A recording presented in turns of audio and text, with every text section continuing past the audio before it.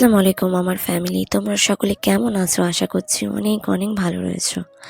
এখন থেকে আমি আমার ব্লগটা স্টার্ট করছি। এখন বাজে ৭টা ২০ এবং দেখতে পাচ্ছ যে এখন পর্যন্ত আমি আমার বিছানাগুলো গোছাতে পারিনি। মশারি এখনও কাটানো রয়েছে। সেজন্য এরপর থেকে আমি আমার বিছানাগুলো গুছিয়ে তারপরে তোমাদের সঙ্গে কথা বলে ফিরে আসছি। দেখতেই পাচ্ছ সকাল সকাল কত না কাজ করতে হয় মেয়েদের। সেই সকাল থেকে উঠে একটার পর একটা বিছান গোছানো, কত রকমই না কাজ করি আমরা। কিন্তু জানো তো, দিনের শেষে আমাদের কেমন যেন শুনতে হয় আমরা নাকি কিছু কাজ করি না। আমরা মধ্যবিত্তের মহিলারা নিজের সংসারটাকে গুছিয়ে রাখার জন্য কতই না পরিশ্রম করি দিন রাত।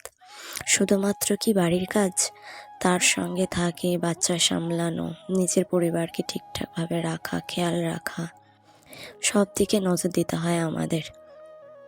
কিন্তু তারপরে অনেক মানুষের কাছে নাকি শুনতে হয় আমরা নাকি কোনো রকম কাজ করি না, আমাদের পরিশ্রমের কোনো মূল্য কেউই আমাদের দিতে চায় না। কিন্তু তারপরেও আমরা হাসি মুখে আমাদের কাজ করে যাই, না কোনো বেতন পায়, না কোনো মাইনে। কিন্তু আমরা ভালোবাসি আমাদের কাজটুকুকে। দেখো, তোমাদের সঙ্গে কথা বলতে বলতে আমি আমার বিছানাটা কেমন পরিষ্কার করে ফেললাম। তারপর চলে এসেছি ব্রাশ করতে এবং ব্রাশ করার পর তোমাদের সঙ্গে কথা বলবো। ওদিকে দেখো, আমি আবারও মশারি একটা গোছাচ্ছি। তোমরা ভাববে এই তো আমি বিছানা গোছালাম, তাহলে আবার কেন মশারি গোছাচ্ছি? আসলে এটা আমার ভাই থাকে।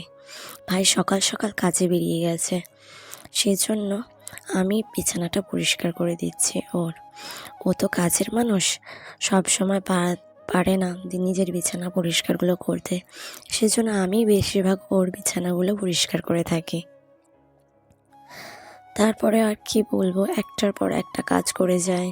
তারপরে আবার বাচ্চা সামলাতে হবে, তার খাওয়ার রয়েছে, তাকে স্নান করানো, তাকে ঘুম পাড়ানো, তার ওষুধপত্র সময় মতো, আরও কত কাজ।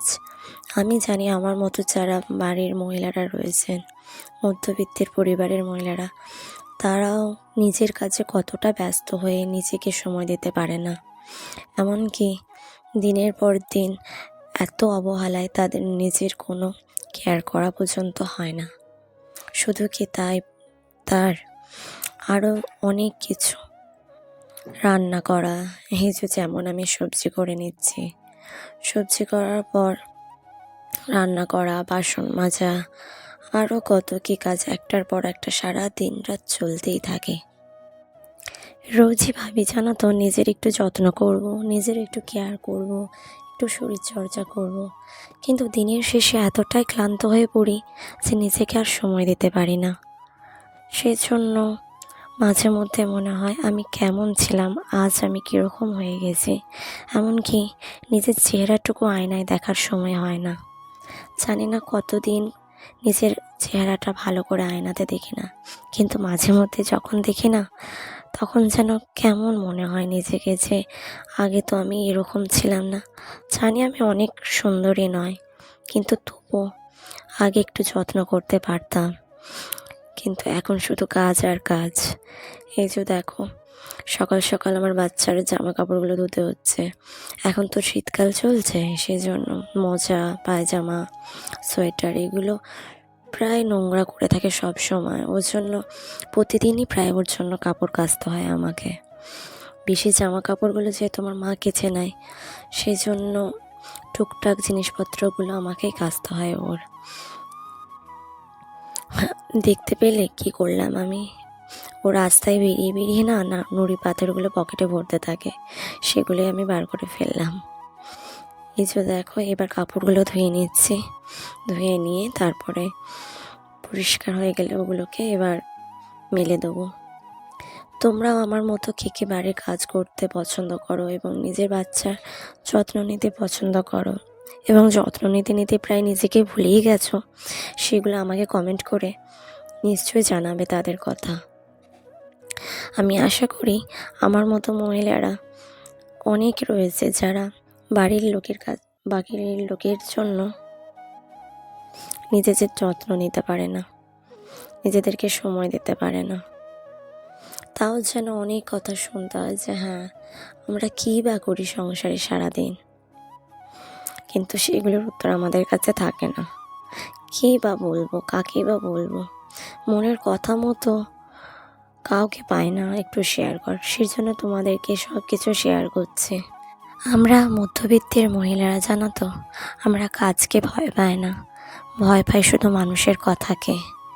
আমরা জানি দিনের শেষে আমাদের কাজগুলো কেউ করে দেবে না, আর আমাদের এত টাকা পয়সাও নেই যে লোককে দিয়ে আমাদের কাজগুলোকে করিয়ে নেব। সেজন্য আমরা না নিজের মনের কথা নিজের মধ্যে লুকিয়ে রাখতে ভালোবাসি এবং সব কিছু সয়ে চুপচাপ নিজের কাজগুলো করে যায় একটার পর একটা। এই যে দেখো, বাসন কোসন মাজা হয়ে গেল, এবার ঘরটা পরিষ্কার কর। যত্ন না নিতে নিতে জানো, মাথার চুল অনেকটাই কমে গেছে। সারাদিনে অনেক কষ্ট করে সময় বার করে একবার মাথায় চিরুনি দিতে পারি কি না পারি, সেজন্য ভাবছে একটি DIY হেয়ার অয়েল বাড়িতেই তৈরি করে নেব।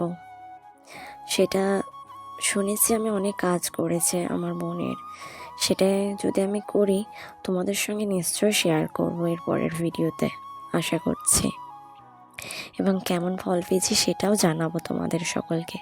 তোমরা প্লিজ প্লিজ আমার চ্যানেলটিকে অবশ্যই সাবস্ক্রাইব করে নিও এবং আমার পাশে থেকো। এবং তোমাদের সঙ্গে কথা বলতে বলতে বাড়িটা প্রায় পুরোটাই ঝাড়ু দিয়ে পরিষ্কার করে নিয়েছি। এরপরে বিকালে যেন ওকে নিয়ে একটু বেড়াতে বেরোই, কিন্তু তখন আর ভিডিও করা হয়ে ওঠে না। এবারে এই যে সন্ধ্যাবেলা ওর জন্য রুটি করে নিচ্ছি, ও তো তাড়াতাড়ি ঘুমিয়ে পড়ে, সেজন্য ওকে চেষ্টা করি তাড়াতাড়ি একটি রুটি খাইয়ে দিয়ে ওকে ঘুম পাড়ানোর জন্য। তোমরা আমার মতো কে কে তোমার বাচ্চাদেরকে রাত্রে রুটি খাও সেটা কমেন্টে অবশ্যই জানাবে আমাকে।